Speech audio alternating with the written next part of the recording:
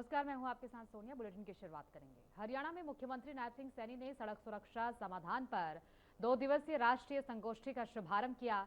तो वहीं इस अवसर पर मुख्यमंत्री नायब सिंह सैनी ने समारोह को संबोधित करते हुए कहा कि देश भर के 350 से अधिक विशेषज्ञ, शोधकर्ता और नीति निर्माता सड़क सुरक्षा के महत्वपूर्ण मुद्दों पर विचार विमर्श करेंगे।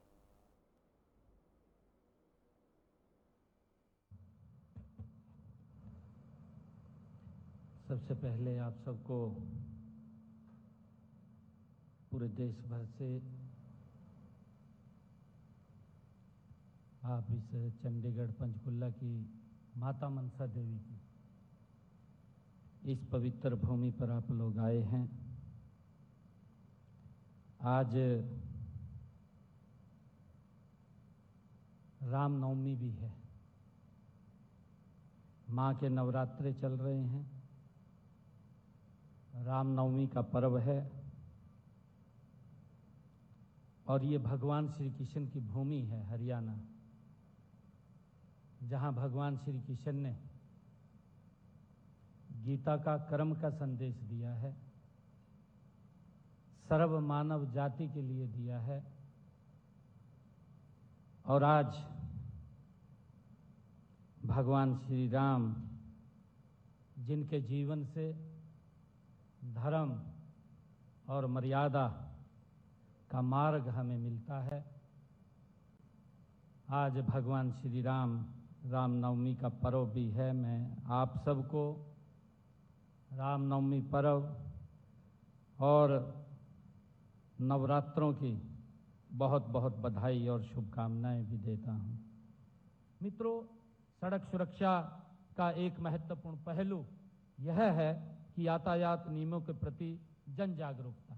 साथियों, नियम कितने भी अच्छे क्यों न हों, हम सब जानते हैं यदि उनका पालन नहीं किया गया तो उसका कोई अर्थ नहीं रह जाता। साथियों, हमें इस बात को समझना है, इसके ऊपर कैसे हम विचार कर सकें, चाहे हेलमेट का विषय हो या सीट बेल्ट लगाने की बात हो या गति सीमा का पालन करना हो। हमें ये छोटी छोटी बातें हैं, परंतु इनके बड़े परिणाम निकलते हैं और ज़्यादा जिंदगी बचाने में ये सार्थक सिद्ध होते हैं। हमें स्कूलों, कॉलेजों और समाज के हर स्तर पर भी सड़क सुरक्षा के प्रति जागरूकता हमें बढ़ानी चाहिए। युवाओं के अंदर खासकर मैं बताना चाहूँगा, आज आप लोगों के बीच में, मैं 2014 जब हरियाणा गवर्नमेंट थी उसके अंदर मुझे मंत्री के रूप में काम करने का मौका मिला, तो मेरे हलके के अंदर एक रोड बना। रोड बहुत, क्योंकि उसके अंदर आर्मी का कुछ भाग आता था और आर्मी के भाग के कारण वो सड़क का नवीनीकरण नहीं हो रहा था। जब मैं वहाँ, मेरे हलका था वो, मैं अपने हलके के अंदर वहाँ जाता था तो महिलाएं भी आकर के मुझे एक बात बोलती थी। वो कहती थी कि भाई हमें आपसे कुछ नहीं चाहिए, ये हमारी सड़क बना दीजिए, क्योंकि हमारे तो बच्चों के रिश्ते भी होने बंद हो गए हैं, कोई रिश्ता भी नहीं लेकर के आता। इस प्रकार की स्थिति होगी। तो मैंने उसके अंदर, जब मंत्री था, मैंने बड़ा इंटरव्यू किया उसके अंदर। मैं वहाँ जाकर के, जो हमारा अम्बाला का आर्मी चीफ था, उसको जाकर के मिला। मैंने उसको कहा कि आप हमें परमिशन दें, या तो आप बना दीजिए या हम बना देंगे इसको। तो कहने लगा कि बना तो आप दो, मैं परमिशन दे दूंगा।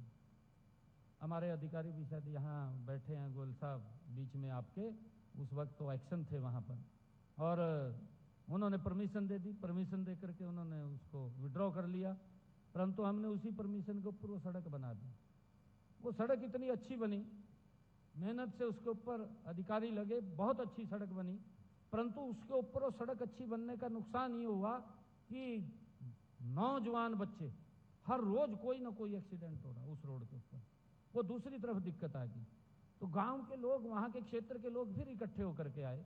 वो कहने लगे जी, कहा ये बच्चे मानते नहीं हैं, स्पीड में चलते हैं और दुर्घटना होती है, हर रोज कोई ना कोई बच्चा चला जाता है। हमने फिर उसके ऊपर किया भी भाई इसके ऊपर बैरिकेड लगाओ अलग अलग जगह। तो जहां पर बैरिकेड लगे कम से कम तो स्पीड के अंदर तो कमी आएगी। तो हमने उसके कई तथ्य सोचने चाहिए, मल्टी लेवल हमने उसके ऊपर विचार करना चाहिए कि लोगों के जीवन के साथ उनको कैसे बचाया जा सके, कैसे उनको हम सुरक्षित कर सकें। उसके ऊपर आज इस सेमिनार के अंदर हम बैठ करके मंथन करेंगे। ताकि हमारे स्कूल के कॉलेजों के बच्चे उनके बीच में किस प्रकार से इस जागरूकता को हम बढ़ा सकें, उसके ऊपर हम बैठ करके ये चर्चा विमर्श करेंगे ताकि इसका लाभ देश के आम जन को इसका लाभ मिले। साथियों, मुझे पूरा विश्वास है कि इस 2 दिवसीय संगोष्ठी में होने वाले जो विचार विमर्श, प्रस्तुतियां और चर्चाएं विशेष रूप से इस दिशा में महत्वपूर्ण योगदान देंगी। यहाँ से निकलने वाले सुझाव नीति निर्माण में सहायक भी होंगे और साथ ही जमीनी स्तर पर बदलाव लाने में भी ये मददगार साबित होंगे। साथियों, मैं एक बार फिर भारतीय सड़क कांग्रेस और लोक निर्माण विभाग हरियाणा को इस आयोजन के लिए मैं बहुत बहुत बधाई और शुभकामनाएं देता हूं। मैं सभी प्रतिभागियों से ये अपेक्षा करता हूं कि आप इस मंच का अधिकतम उपयोग करें, आप अपने विचार साझा करें और देश के लिए एक सुरक्षित सड़क प्रणाली के निर्माण में अपना महत्वपूर्ण योगदान आप दें। इन्हीं शब्दों के साथ मैं इस राष्ट्रीय संगोष्ठी के सफल आयोजन की मैं कामना करता हूं। आप सबको बहुत बहुत बधाई और शुभकामनाएं देता हूं। इसका एक बहुत अच्छा रिजल्ट निकल करके आएगा। आप सब यहां पधारे हैं, मैं आप सबका पुनः धन्यवाद करता हूं। इन्हीं शब्दों के साथ जय हिंद, जय भारत, जय भारत। चंडीगढ़ में सीएम नायब सिंह सैनी की अध्यक्षता में हाई पावर परचेज कमेटी की बैठक आयोजित की गई, जिसमें सीएम सैनी ने चालू रबी सीजन को लेकर समीक्षा की। इस दौरान 470 करोड़ रुपए की लागत की जूट और अन्य बैग खरीद को मंजूरी दी गई। सीएम सैनी ने संबंधित विभागों को खरीद प्रक्रिया सुचारू रूप से चलाने के निर्देश दिए। साथ ही पारदर्शी, समयबद्ध और गुणवत्ता मानकों को सुनिश्चित करने की हिदायतें जारी की गई।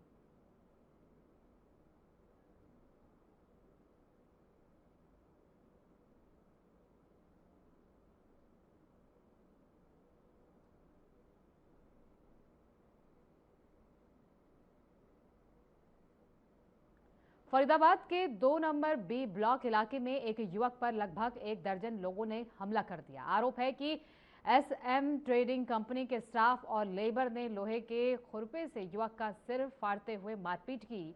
युवक का कसूर बस इतना था कि उसने टाटा 407 गाड़ी को रास्ता देने के लिए कहा। गंभीर हालत में पीड़ित युवक को सरकारी अस्पताल में भर्ती कराया गया है। परिजनों ने सख्त कार्रवाई की मांग की है। पुलिस ने पूरे मामले की जांच शुरू कर दी है और क्षेत्र में सुरक्षा बढ़ा दी है।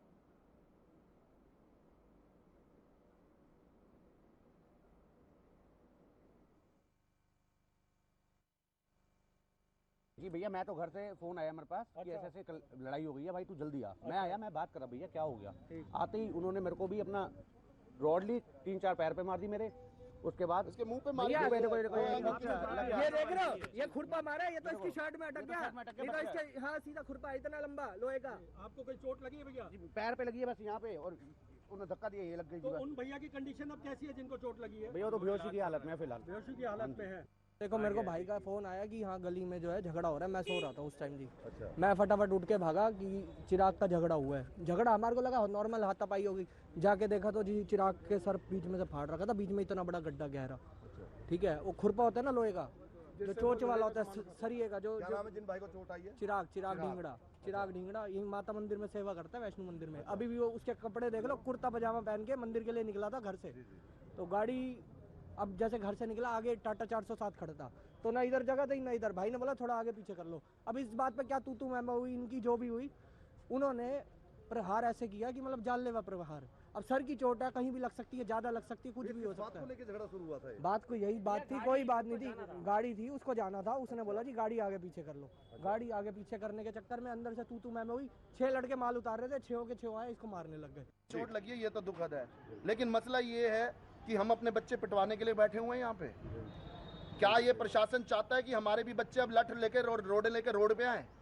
क्या करना चाह रहा है प्रशासन? जी नहीं, हर रोज हर 2 दिन बाद कोई ना कोई केस होता है, और उसके बाद अगर कोई क्वेश्चन उठाओ तो उसके बाद FIR भी आपके लिए तैयार खड़ी हुई है।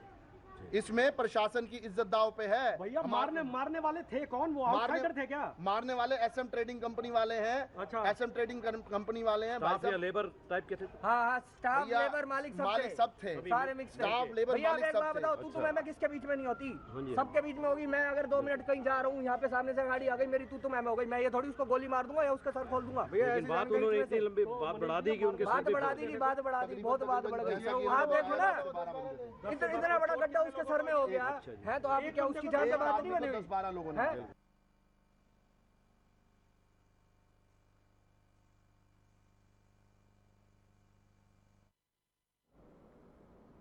ग्रेटर फरीदाबाद के सेक्टर 88 स्थित वायु क्लब में सेक्टर 21 ए निवासी रमन ग्रोवर की बेटी के जन्मदिन पर हुई पार्टी हिंसा में बदल गई। बता दें कि रमन ग्रोवर ने क्लब के ओनर और अन्य लोगों पर आरोप लगाते हुए बताया कि क्लब में बिना लाइसेंस शराब और कोकीन परोसे जाते हैं। दरअसल क्लब में जन्मदिन के दौरान व्यक्ति की बेटी के साथ छेड़छाड़ की गई, जिसका विरोध करने पर युवकों ने परिवार पर हमला कर दिया। तो वहीं इस मारपीट का वीडियो सोशल मीडिया पर भी वायरल हो रहा है। तो वहीं पुलिस ने शिकायत के आधार पर जांच शुरू कर दी है।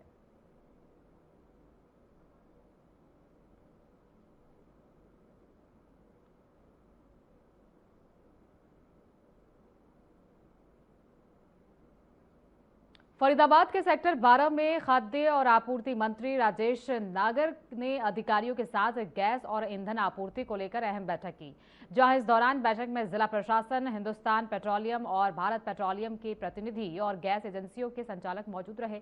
बता दें कि इस दौरान बैठक में मंत्री ने कहा कि राज्य में गैस की कोई कमी नहीं है और कालाबाजारी करने वालों के खिलाफ सख्त कार्रवाई जारी है।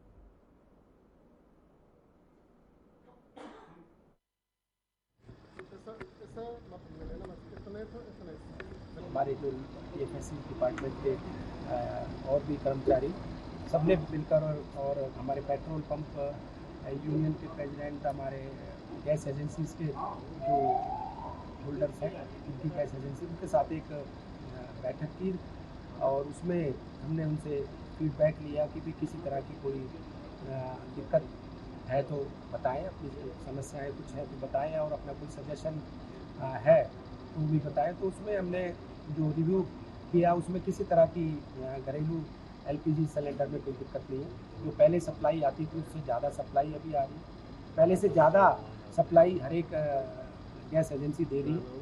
जो पहले अगर कोई डेली 300 सिलेंडर सप्लाई करता था इसी सिचुएशन से पहले, तो आज 350-400 के करीब सप्लाई डेली हो रही है।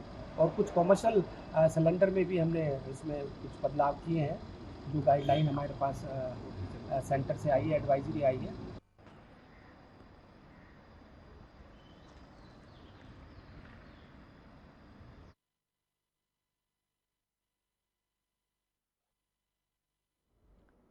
फरीदाबाद के वार्ड 3 में रहने वाले ओम कुमार का परिवार गैस सिलेंडर की भारी किल्लत से जूझ रहा है। बता दें कि इंडियन गैस एजेंसी के दोनों सिलेंडर खाली होने के कारण पिछले कई दिनों से घर में चूल्हा तक नहीं जल पाया है। परिवार में 6 मासूम बेटियां हैं, जिनके लिए खाना बनाना भी मुश्किल हो गया है। लंबी कतारों और कमी के बावजूद सिलेंडर नहीं मिल पा रहे हैं। तो वहीं प्रशासन की चुप्पी से स्थिति और गंभीर हो गई है। तो वहीं इस मामले में अब सोशल मीडिया के जरिए मुख्यमंत्री नायब सिंह सैनी से अपील की जा रही है कि इस मामले में तुरंत संज्ञान ले प्रशासन और संबंधित गैस एजेंसी को निर्देशित किया जाए, ताकि इस परिवार को अविलंब गैस सिलेंडर उपलब्ध कराया जा सके।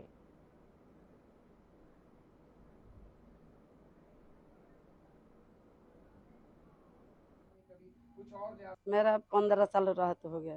बुकिंग दिखा रहा है कि मिल जाएगी 2 दिन से गया तो अतुना मिल ना रहे। ये बार छुट्टी करे 4 दिन घर पे आता कि लाइनों में लग के मिलता है? ये बार लाइन में लगे हैं। बाकी पहले कहे कि 1.5 महीना पर जैसे एगो सिलेंडर भरावत है, जब एक ही सिलेंडर से काम चलाते हैं। हमें रात से दो सिलेंडर थे जी, अब एक सिलेंडर यो खाली हो गया, दोनों सिलेंडर खाली हो गया। ओम कुमार नाम है जी। ओम जी कहाँ पे खड़े हैं? हम आजाद नगर सेक्टर 24 झुग्गियों में खड़े हैं जी। तो कुछ ट्वीट करा था, सीएम साहब को गुहार लगाई है, क्या गुहार है? सर, गरीब आदमियों को सिलेंडर नहीं मिल पा रहा है, एजेंसियों के धक्के खा खा के परेशान है जी। मेरा इंडियन गैस कंपनी है और वो केडी इंटरप्राइजेज है जी, 1 नंबर वाला। सर अब बाहर से सामान ला के खिला रहे हैं, अब क्या कहें। पैसे वाले सिलेंडर ले जाते हैं, गरीब आदमी चक्कर काटते हैं। हरियाणा में शनिवार से सरसों की खरीदारी शुरू हो रही है। रादौर अनाज मंडी में मार्केट कमेटी ने सभी आवश्यक तैयारियां पूरी कर ली हैं। सरकार ने सरसों का न्यूनतम समर्थन मूल्य 6,200 रुपए प्रति क्विंटल निर्धारित किया है। मार्केट कमेटी और रादौर के सचिव राजीव चोपड़ा ने बताया कि खरीद प्रक्रिया सुचारू रूप से संचालित होगी। किसानों से अपील की गई है कि फसल साफ और सुखाकर मंडी लाए। कृषि मंडी श्याम सिंह राणा की पहल से रादौर में स्थापित सरसों खरीद केंद्र स्थानीय किसानों के लिए सुविधा और समय की बचत सुनिश्चित करेगा।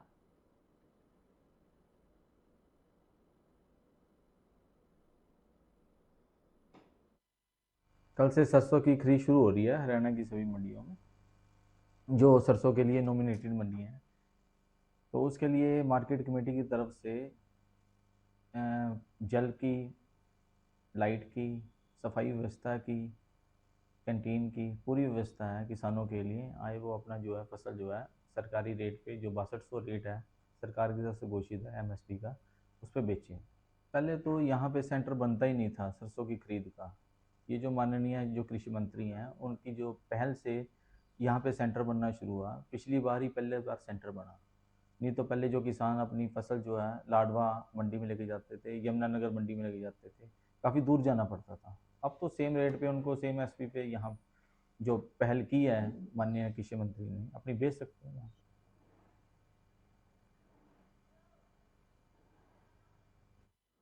रतिया अनाज मंडी में गेहूं खरीद को लेकर तैयारियां पूरी कर ली गई है। इस बार करीब 17 लाख क्विंटल गेहूं की आवक की संभावना जताई गई है। मार्केट कमेटी के सचिव राजकुमार गोरी ने बताया कि मंडी के अलावा 17 खरीद केंद्र बनाए गए हैं और 3 अतिरिक्त केंद्रों की अनुमति मांगी गई है। किसानों के लिए बिजली, पानी समेत सभी सुविधाएं उपलब्ध कराई गई हैं। उन्होंने किसानों से अपील की है कि ट्रैक्टर ट्रॉली पर नंबर लिख कर आए और गेहूं सुखाकर मंडी में लाए, ताकि खरीद प्रक्रिया में कोई परेशानी ना हो।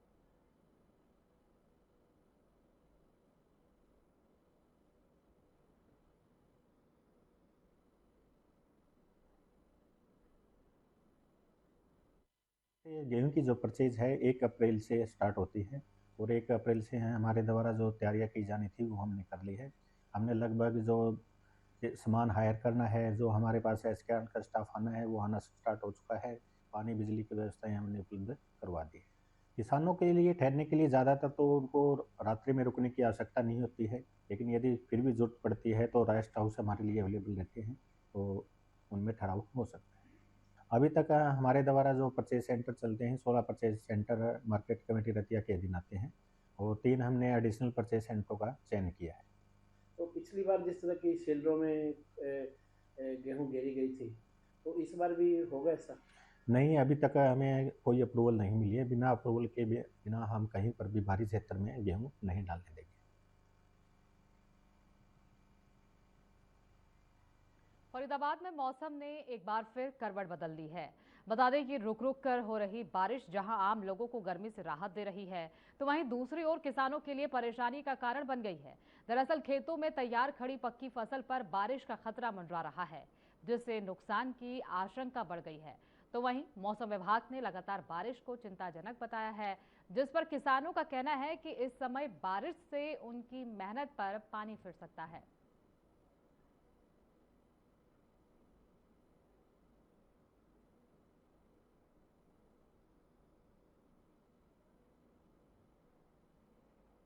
पानीपत के जलालपुर रोड स्थित मयूर टेक्सटाइल में हादसे में 2 मजदूरों की मौत हो गई। दोनों चचेरे भाई थे और उत्तर प्रदेश के जंधेड़ी गांव के रहने वाले थे। केमिकल टैंक में जहरीली गैस से दम घुटने के कारण उनकी मौत हुई।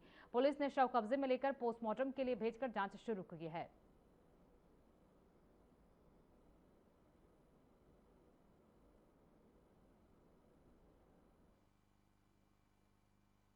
यहाँ कंपनी में काम कर रहे थे जी, और बॉयलर में उतारा गया। इन्हें नीचे गड्ढा होता है जी 20 फुट गहरा, उसमें गैस बनी हुई थी और जैसे ये उतरे तो वहीं के वहीं नीचे बैठ गए जी पानी में। क्या नाम थे इनके? एक का शिवम है जी, एक का नितिन। फैक्ट्री का क्या नाम है? मयूर टेक्सटाइल। मयूर टेक्सटाइल जी। ये सनोली में है जी। उम्र है जी इनकी 18-19 साल तकरीबन दोनों की जी। आए थे ड्यूटी पर? नहीं, कभी कभी आ जाते थे जी। एक भतीजा और काम करे जी वहीं पे। सेफ्टी नहीं थी जी, कंपनी की तरफ से कोई भी नहीं सेफ्टी नहीं दी गई। मेन चीज़ है कि इनके पास सेफ्टी क्यों नहीं थी, इनकी जिम्मेदारी चीज़ का जवाब देंगे जी हमारे से। हॉस्पिटल में भी कह रहे हैं लेके गए हम। हाँ जी, हॉस्पिटल में थे, मेरे रेफर हो गया, कोई बात नहीं। हॉस्पिटल में गए अंदर, मैं मर्द घोषित हो गया जी हॉस्पिटल में गए। तो मेन चीज़ क्या है जी, इनके पास सेफ्टी चीज़ क्यों नहीं थी, सेफ्टी बेल्ट वगैरह, सेफ्टी और भी आइटम हो बहुत, तो सेफ्टी की कोई भी चीज़ नहीं थी। मालिक को पता होती है अंदर गैस है, सेफ्टी जरूरी हो जी। बस ये उधर अंदर गड्ढे में उतारे गए जी जबरदस्ती। उतारे? हाँ जी। अच्छा, फिर क्या हुआ? बस अंदर उसमें गैस बनी थी गड्ढों में, दम घुट गया। उसमें दम घुट गए, सांस नहीं मिल पाया इन बच्चों को। मिली थी आप? हम घर पे थे जी, फोन आया, हम तुरंत इधर दौड़ पड़े जी। क्या दिक्कत में आए तो? बस गजब काम हो लिया था, मर्द हो गए थे। हो गया था उस टाइम। क्या मानते, किसकी लापरवाही? ये कंपनी की लापरवाही है जी।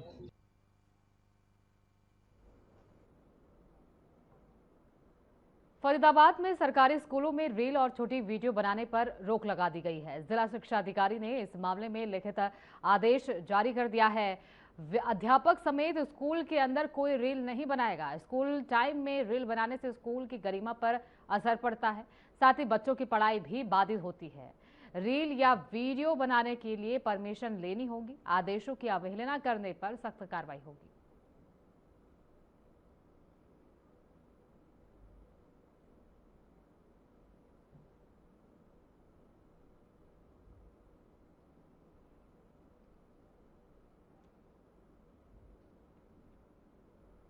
कोयले के बढ़ते दामों का असर अब सीधे निर्माण कार्य पर दिखाई देने लगा है। हरियाणा के रादौर में ईंट भट्टा मालिकों ने बैठक के बाद ईंटों के दामों में भारी बढ़ोतरी कर दी है। अब ईंटों की कीमत 6,500 रुपए से बढ़ाकर 7,500 से 8,000 रुपए प्रति हजार कर दी गई है।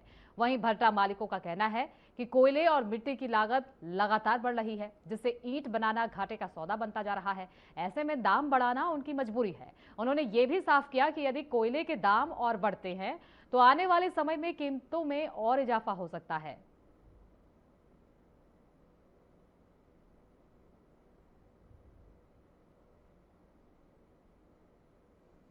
आज की जो हमारी भट्टा एसोसिएशन की रदौर ब्लॉक की मीटिंग हुई है, इसमें मेन कारण इस मीटिंग का ये रहा कि पिछले एक महीने में जो कोयले का क्राइसिस आया, जो कोयले का रेट हमें भट्टे पे 14-15 हज़ार रुपये पहुँच में जीएसटी और भाड़ा लगा के पड़ रहा था, आज के रेट में 26, 27, 28 हज़ार पड़ा।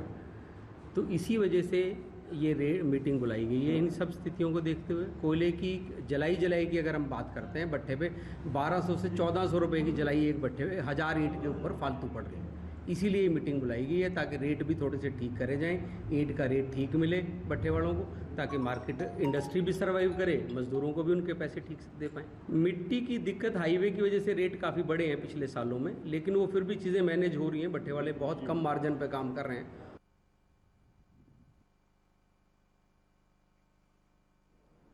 फरीदाबाद के डबुआपाली रोड पर एक गंभीर हादसा सामने आया। बता दें कि सरूरपुर इंडस्ट्रियल एरिया में काम करने वाले अनिल शर्मा अपनी मोटरसाइकिल से घर लौट रहा था, तभी सामने से गलत दिशा में आ रही थार ने उसे जोरदार टक्कर मार दी और कार चालक मौके से फरार हो गया। तो वहीं इस हादसे में अनिल के गर्दन, कमर और कुल्हे में गंभीर फ्रैक्चर हुआ है। जानकारी के मुताबिक गाड़ी पर सरपंच लिखा था और गाड़ी पर नंबर प्लेट भी नहीं था, जिस पर पुलिस ने मामला दर्ज कर सीसीटीवी फुटेज खंगालना शुरू कर दिया है और आरोपी कार चालक की तलाश शुरू कर दी है।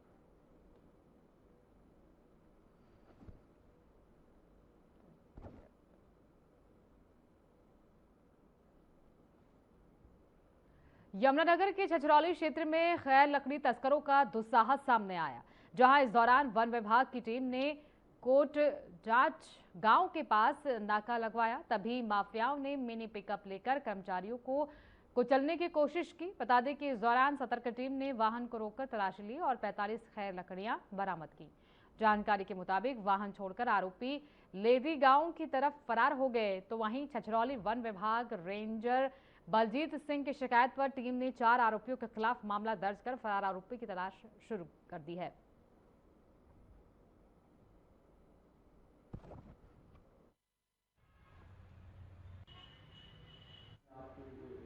हमारे वन रक्षक श्री अंकित कुमार इंचार्ज कोटपीट को गुप्त सूचना मिली थी कि गांव जाटोवाड़ा में खैर की गाड़ी लोड होके और बाज़ार में बिकने के लिए निकलेगी। तो उस सूचना के आधार पर हमारे कर्मचारी द्वारा नाकाबंदी की गई कोर्ट चौकी के पास। जैसे ही सुबह नाकाबंदी की, कुछ ही देर बाद एक संदिग्ध वाहन जो पिकअप गाड़ी है वो आती हुई दिखाई दी, मिनी ट्रक। तो हमारी टीम द्वारा उस गाड़ी को रोकने का प्रयास किया गया, परंतु गाड़ी चालक ने गाड़ी को न रोक के और टीम की ओर चढ़ाने की कोशिश करते हुए भगाने की कोशिश की। तो हमारी टीम द्वारा तुरंत संभलते हुए सरकारी वाहन द्वारा उस गाड़ी का पीछा किया गया। पीछा करते करते जब उन्होंने देखा कि वाहन के पीछे सरकारी कर्मचारी लगे हुए हैं,